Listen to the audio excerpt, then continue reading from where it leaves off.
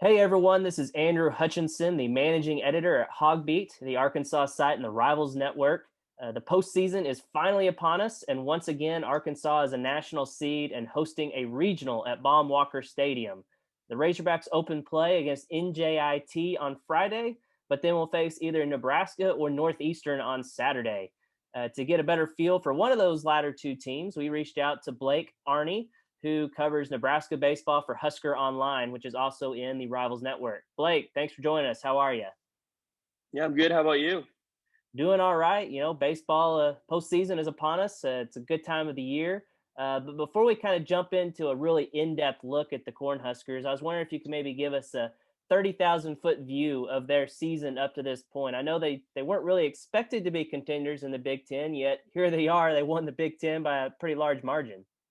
Yeah, they coming off last season with the COVID season, they kind of hovered around the 500 point, and then they came into the season. I think they weren't even in the top six for the Big Ten coaches rankings, and then they've been fantastic this year. They haven't lost. They only lost one series. It was the home series to Rutgers where they got swept. But other than that, they've won every series, and they've had a fantastic season compared to. I mean, I think it's the first time that there was a time where they won, I think, 8 straight series and then they like, I don't know how you'd say that, series is, and then that was like first time since like 2016, or I don't know. So there have been some records set this season. I think they won the 10 out of their last 11 or 9 out of their last 10 or something like that. So they've been very, very good compared to what they've been in the past.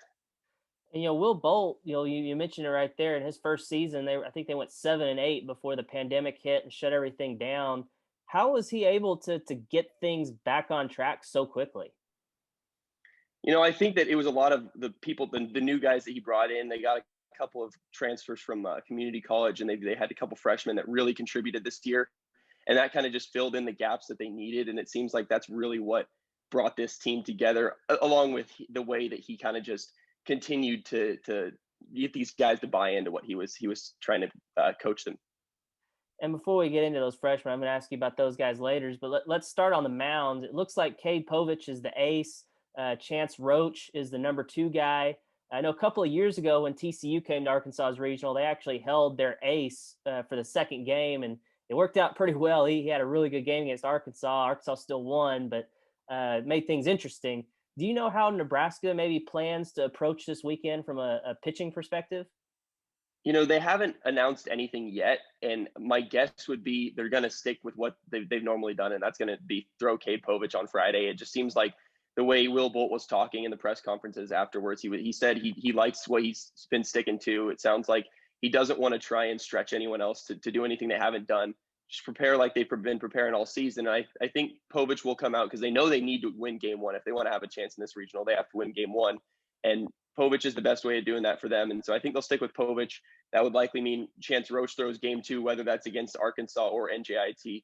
I think that's what they're going to stick with. Going from there, it could be anything because Kyle Perry he's been pitching well in the couple innings. He's coming off of Tommy John surgery, and so he's only pitched 3 games, a total of 6 innings. He'll probably pitch at some point. He'll probably start at some point, maybe get 4 or 5 innings, and I think he'll probably pitch game 3. And they've got Shea Shanneman, another guy who could pitch game 3 or game 4, depending on how far they go. And so those first 2, I think, are what they're going to stick with, and then going from there, it could change up. So if Arkansas and Nebraska do end up playing each other on Saturday, and it is Roach that they face, what is kind of give us a little bit of a scouting report on him? What's he doing when things are going well, and maybe what does he struggle with? I saw where he has like a 4.0 ERA.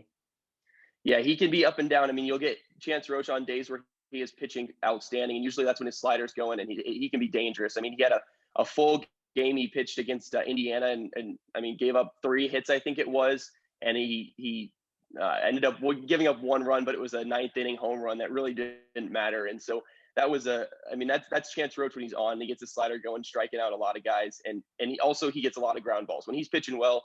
He'll be getting ground balls, and he'll be sometimes giving up hits, but then he'll ground into a double play or something like that. So he's if you're getting elevated off of Chance Roach, that's when you know you're starting to get to him, and he'll probably his day won't last too long if you're elevating the ball off him. And one of the more interesting guys that maybe in the country is Spencer Schwellenbach, who is a Nebraska starting shortstop. Looks like they also use him on the mound. Could you maybe explain kind of the unique way the Cornhuskers use him, and what does he bring to the table?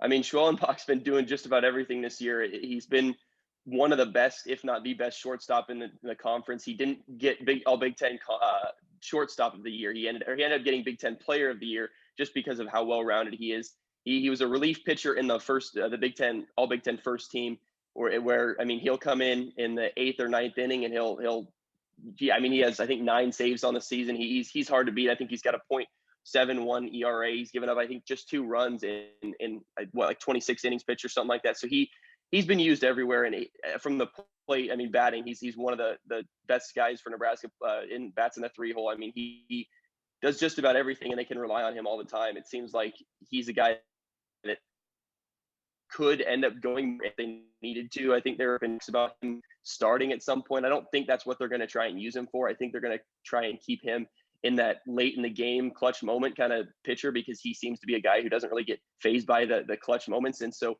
I think that's what they're going to stick with. And yeah, he can go 3-4 innings. He did it a couple times when there was a game they went to extra innings. I think he went 3 or 4 innings. So it'll be interesting to see how they use him in this this regional specifically. But I think it'll be a lot of those late innings, and I mean you'll see him dazzling from shortstop a little bit too.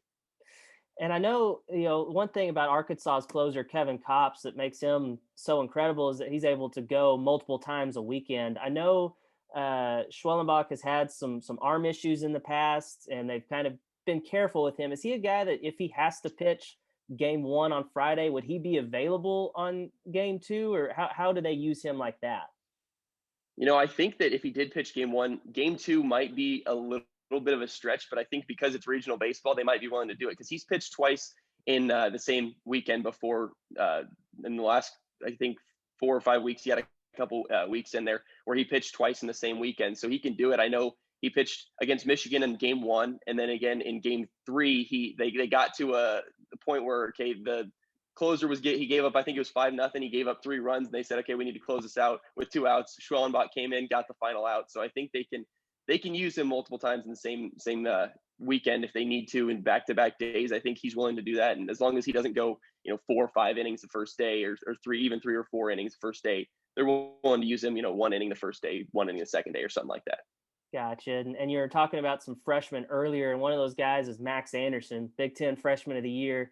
Has he surprised you at all with how successful he's been as a freshman, or was he one of those guys that you kind of expected after the fall, like, okay, this guy's going to be a dude? Yeah, I think everyone knew that he was going to be a dude. I mean, he was supposed to go to Texas A&M, I know, and then that didn't work out because of all the COVID stuff. Nebraska kind of just snagged him late, and he's being from Nebraska. All the people in Nebraska know about him. I mean, they know how good he is, and he came in his first at bat, hit a home run. Everyone was like, okay, this guy knows what he's doing. And I think the thing that surprised me more than anything, I knew he was going to be a great player, but what surprised me is just the consistency that he's had this season. He hasn't really seemed to be phased too much at the plate by these college pitchers. He's really gone out and impressed everyone. There are weekends where he is the leading batter. He goes 3 for 4 in a game, and then the next game he'll go 2 for 5 or something like that. And he leads the team in a weekend, and you're like, okay, this guy doesn't seem like he's a freshman. He's not playing like he's a freshman. And that's what's most impressive about him, is just that you can rely on him in big moments, and he's a consistent player. Like most freshmen, they may have good weekends, but they can't do it every single weekend like he does. And yesterday I was texting you a little bit. I was trying to put together a projected lineup for Nebraska, and it was kind of hard to figure out a couple of spots. Left field, DH. They've used some different guys. Is that just a matter of Will Bolt still trying to figure out who is best where, or does he seem to maybe kind of be zeroing in on a couple of guys, or do they like platoon, or how do they handle those couple of spots? I think left field is kind of a who's playing well, who's batting well, who can we rely on there. Sometimes it even has to do with matchups, but Mojo Hagge seems to be the guy that really has settled into that position recently. He had a couple of great plays in the outfield against Michigan. He batted pretty solid in recent games, and I think he'll end up in the left field position. But DH, usually it seems like what he wants to do is find matchups there, because Cam Chick has been a guy he was pretty much a reliable starter early in the season, kind of started struggling from the plate, and his fielding wasn't quite as good as maybe some other guys. And so he settled into the DH spot. And he's a guy that he's usually a big hit guy or a strikeout kind of guy. And there were more of the strikeouts recently. And that's why he kind of started falling off the starting lineup. But I think the DH spot is where he's been settling into recently. He's had just enough success to stay in that spot. And finally, I just want to get kind of a general feeling around Lincoln, when it comes to Dave Van Horn, Arkansas's coach. I know he had a pretty incredible 5-year run there, took him to Omaha a couple of times. How do people up there remember Van Horn? I mean, they think of him fondly, or are they upset that he left, or what's that kind of general feeling up there? Honestly, I'm young, so I don't remember a whole lot of it. But from the people that I've heard talking about it, they seem like they have a fond memory of him. They really know that he brought so much to Nebraska, and that I mean, it was fun to watch Van Horn's team. So I think that they won't be holding anything against him, and they'll be excited to